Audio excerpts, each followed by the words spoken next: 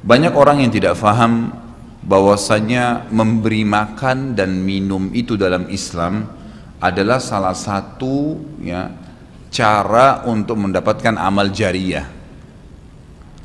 Jadi banyak orang memikirkan amal jariyah itu hanya membangun bangunan, hanya membagikan Al-Quran sehingga dihafal. Intinya fisikal, bentuk materi saja atau material ya. Lebih ke masjid, lebih ke bangunan, lebih ke jalan, lebih ke sumur gitu kan. Padahal sebenarnya ada hal-hal lain yang bisa menjadi penyebab amal jariyah, di antaranya makanan dan minuman. Jadi hadis Nabi SAW yang sahih riwayat Imam Ahmad, ini rahasianya di hadis ini. Kata Nabi SAW, ma wudi'a ta'amun illa wada'allahu fihi barakah. Tidak ada makanan atau minuman yang dihidangkan untuk orang lain kecuali Allah, atau dihidangkan buat diri sendiri juga masuk sebenarnya, kecuali Allah jadikan bagian dari makanan dan minuman itu berkah. Maksudnya berkah apa? Kata para ulama, dia akan berada di tubuh orang yang mengkonsumsinya selama dia masih hidup.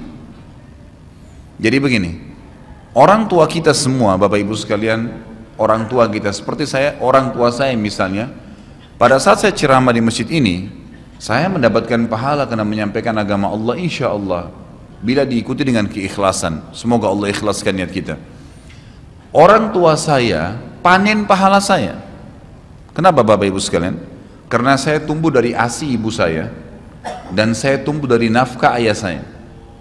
Makanan, minuman yang saya makan selama ini sehingga membantu pertumbuhan badan saya menjadi besar dan akhirnya saya bisa hidup, maka itu menjadi amal jariyah.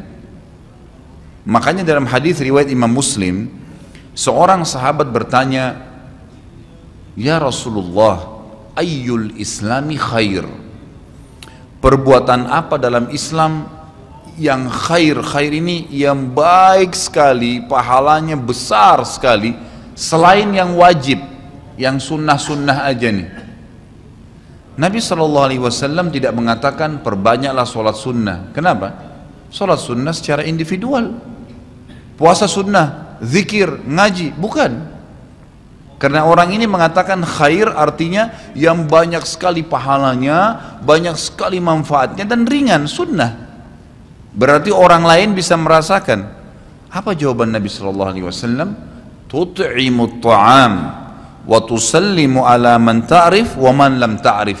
Engkau memberikan makan dan minum kepada orang yang kau kenal atau kau tidak kenal, memberi makan umumnya, dan engkau menyebarkan salam kepada orang muslim yang kau kenal atau kau tidak kenal. Tapi saksi bahasan kita potongan awal hadis ini, di mana Nabi SAW menjadikan amal yang paling baik, besar pahalanya dalam Islam ternyata memberi makan dan minum orang lain. Kok bisa? Bukankah dalam secara akal kita, kalau kita makan dan minum kan habis gitu kan? Ternyata yang dibuang oleh tubuh itu yang tidak dibutuhkan saja. Yang jadi mohon maaf air seni kita, air kencing dan buang air besar, jadi tinja itu yang tidak dibutuhkan oleh tubuh, tapi yang dibutuhkan diambil, diserat, gitu kan? Dia akan menjadi bagian daripada otot-otot, urat-urat yang memang membutuhkan pembaharuan, atau bahkan menjadi bagian daripada darah di tubuh kita dan seterusnya. Tubuh kita terdiri dari 75% air, dan Allah SWT mengatakan dalam Al-Quran, a'udzubillahi minasyaitonirrajim, waja'alna minal ma'i kulli syai' hayy. Kami jadikan dengan air itu segala itu bisa hidup, dan memang seperti itu. Manusia bisa hidup dalam sebulan tidak makan, tapi manusia nggak bisa hidup kalau sebulan nggak minum. Bukan sebulan, seminggu nggak minum. Makanya para sahabat, beberapa riwayat menyebutkan seperti Abi Dzar radhiyallahu anhu, beliau mengatakan waktu beliau datang ke Mekah untuk mencari tahu berita tentang Nabi SAW, saking khawatirnya kalau beliau mengaku mau cari Nabi, karena semua orang yang datang dari luar Mekah mencari Nabi Muhammad SAW waktu zaman di Mekah itu digebukin atau dipukul. Dia dari suku Kifar, dia khawatir. Maka dia bilang, karena khawatir saya ditahu orang asing, saya juga kalau beli nanti retorika bahasa saya berbeda, maka saya minum air Zam-Zam. dan selama beberapa hari dia tinggal di Mekah itu 2 minggu cari Nabi SAW, 2 minggu minum Zamzam nggak makan apa-apa dan bisa gitu kan minum air. Beberapa sahabat juga dalam riwayat Bukhari menjelaskan mereka pernah tinggal di Mekah selama sebulan tidak minum kecuali air Zamzam, bisa hidup. Apalagi memang Zamzam punya kelebihan ya. Zamzam itu kata Nabi SAW adalah makanan dan minuman yang menyehatkan dan mengenyangkan. Tapi intinya air gitu kan, intinya air. Fungsi air banyak sekali kan gitu. Tadi kalau kita masuk makanan dan minuman dulu, memberikan makan dan minum dalam Islam ini sangat besar pahalanya, sebagaimana saya jelaskan, dan termasuk amal jariah. Di dalam Islam ada beberapa kegiatan yang kita disuruh untuk memberikan makan dan minum orang, seperti misalnya membuka puasakan orang lain dengan minum dan makan, dan dijanjikan pahala yang besar. Man fattara sha'iman kana lahu mithlu ajri sha'imin min ghairi an yanqus min ajri sha'imin syai'a. Siapa yang membuka puasakan orang lain, maka dia akan dapat pahala orang itu tanpa dikurangi sedikit pun dari pahala orang yang buka puasa tadi.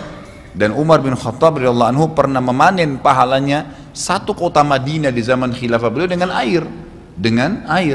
Jadi zaman khilafah beliau di akhir hidupnya, atau maaf di akhir khilafahnya beliau sempat di akhir Ramadan juga, bukan di akhir khilafah, mohon maaf, di akhir Ramadan, dia salah 1 tahun khilafahnya beliau sempat ingin membuka puasakan orang, sudah mau habis Ramadan, ingin dapat pahala. Waktu itu beliau jadi khalifah, jadi raja, diiklankanlah di Madinah. Ya, dia bilang pada pembantunya, gulamnya, tolong iklankan kalau saya akan buka puasakan orang. Ingin cari pahala, orang semua diiklanin. Amir Mu'minin bin Khattab mengundang buka puasa. Orang-orang pada berbondong-bondong datang. Yang undang siapa? Raja. Yang orang bayangkan ini akan ada kambing bakar, yang akan ada ini, akan ada itu, macam-macam. Raja yang undang, gitu kan. Ternyata Bapak Ibu sekalian, waktu sudah ngumpul semua jemaahnya, masyarakat depan Umar menyuruh membagikan gelas-gelas yang zaman itu memang terbuat dari tanah liat. Kemudian dibagikan satu-satu dan disuruh antri di sumur, gitu kan? Karena memang mereka minumnya di sumur waktu itu, tidak ada sumber air yang lain, gitu kan? Mereka antri di sumur, lalu mereka ambil isi air masing-masing di sumur itu, antri kemudian sambil duduk.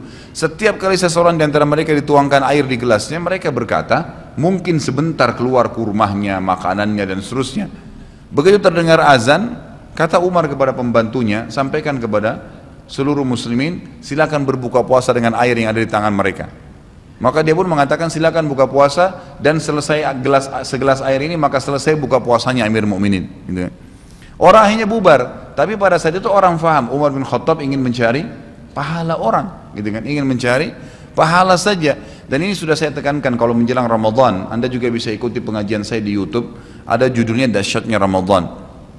Salah satunya itu kalau tiba Ramadan, ikhwah, maka maksimalkan waktu membuka puasakan orang. Apa susahnya membeli sedus air, ya, air mineral, berapa harganya? 20.000, 30.000, 20.000 rupiah kalau nggak salah ya. Air mineral gelas, isinya berapa? 40 sekian. Baik, kalau kita bagiin di masjid, satu orang minum 1 gelas, kita dapat 48 pahala orang buka puasa. Nah, itu luar biasa, hanya dengan 20.000 rupiah. Tapi anehnya banyak orang tidak mau amalkan, padahal itu termasuk selain amal jariah, dapat juga pahala buka puasakan orang lain. Nabi SAW dan juga merupakan ciri para nabi-nabi, mereka itu paling senang mengikram tamunya, dan beliau menjadikan sebagai sebuah prinsip dasar dari iman kepada Allah dan hari akhir, sebagaimana beliau bersabda dalam hadis Bukhari Muslim, man kana yu'minu billahi wal yawmil akhir falyukrim daifahu. Siapa yang beriman, mengaku beriman kepada Allah dan hari akhir, maka dia harus mengikram itu, melayanin, memberikan makan dan minum, ya, mengucapkan tutur kata yang baik bagi tamunya. Intinya memberikan makan dan minum dalam Islam ditekankan sekali, karena itu juga termasuk, ya, amal ibadah, amal jariah dan amal ibadah yang akan mendapatkan pahala. Jadi ada 2 sisi pahala yang didapatkan selain amal jariahnya, selama dia makan dan minum kemudian itu masih ada di dalam tubuhnya, maka berarti itu akan terus menjadi amal jariah. Kata para ulama, dia akan terus menjadi amal jariah pada saat seseorang tumbuh besar. Kayak kasus seseorang manusia tadi, orang tuanya, ayahnya carikan nafkah yang halal, ibunya kasih ASI, dan dia tumbuh besar dari situ. Tumbuh besar ini ternyata menjadi otot-ototnya, menjadi komponen dari tubuhnya. Kemudian dia menjadi besar, lalu dia menikah. Dari komposisi tubuhnya tadi, ternyata ada yang mengalir di sperma dia kepada anaknya. Kemudian anaknya tumbuh besar juga dari situ, dan seterusnya. Jadi amal jariah selama masih ada manusia itu. Jadi seperti itu luar biasanya gitu.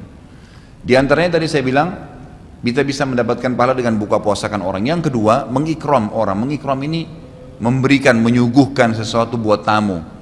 Ya. Termasuk ya, yang dianjurkan adalah sering-sering ya, mentraktir orang lain. Ada kultum saya itu. Subhanallah, saya isi salah satu pengajian di salah satu kantor di Sudirman ini. Sampai saya dibisikin, Ustadz, setelah saya nonton di YouTube ceramahnya Ustadz tentang traktir, ini teman-teman semua pada berebut nih, saling traktir-traktiran gitu. Jadi nggak lagi nunggu temannya yang bayar, tapi dia yang bayar duluan. Ternyata itu amal jariah ya Ustadz ya. Oh iya, amal jariah. Kan gitu, memberikan makan orang. Bayangkan kalau dia makan dan minum dia kenyang, kemudian ada yang jelas pasti ya, makanan minuman yang dimakan dan diminum itu pasti ada bagian yang akan menjadi komposisi tubuhnya, nggak mungkin semua terbuang. Maka itu berarti akan jadi amal jariah. Apalagi kalau dasarnya yang kita berikan makan orang-orang yang bertakwa, orang soleh, luar biasa, makin kuat dia beribadah.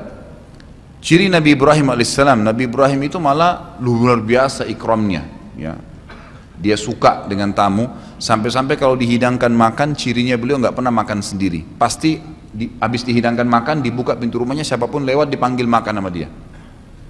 Syekh bin Baz hafizahullah rahimahullah, beliau sudah meninggal. Salah satu muridnya menceritakan, beliau itu punya rumah, ya, rumahnya dia di belakang atau di samping rumahnya itu ada sebuah tempat yang kosong, pakai AC, ya dilapangkan seperti masjid inilah. Setiap hari beliau menyiapkan makan siang dan makan malam untuk 600 orang.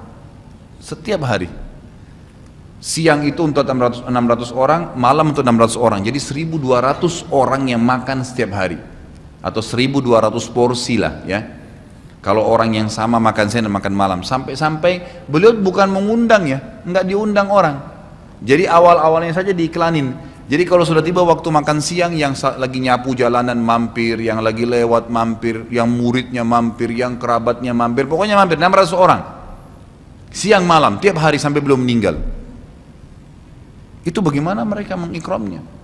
Kadang-kadang kita subhanallah, makanan kita taruh di kulkas sampai rusak, nggak mau dibagi kepada orang. Pelitnya luar biasa. Kalau buahnya lagi berbuah dibungkus, nggak mau dibagi ke orang lain. Padahal sebenarnya rahasia untuk menambah berkah sesuatu benda, rezeki kita, itu diinfakkan dulu. Kata Nabi SAW di dalam hadis Bukhari, Allah SWT berfirman, ya ibna Adam anfik alaik, wahai anak Adam, infak dulu baru saya infakkan kepadamu. Artinya baru saya berikan, bukakan rezeki itu. Kita kalau mau otomatis ya, spontan, begitu dapat makanan, ada makanan terus langsung dibagi. Dibagi langsung pada saat itu. Nih, bagi sama teman misalnya, atau kita porsinya sebagian, atau kita beli bungkus yang lain. Ini saya beli satu bungkus makanan 10.000. Beli satu bungkus yang lain khusus kasih fakir miskin. Sebagai tanda syukur terhadap makanan tadi itu. Langsung diinfakkan. Itu spontanitas, tidak berhenti rezekinya.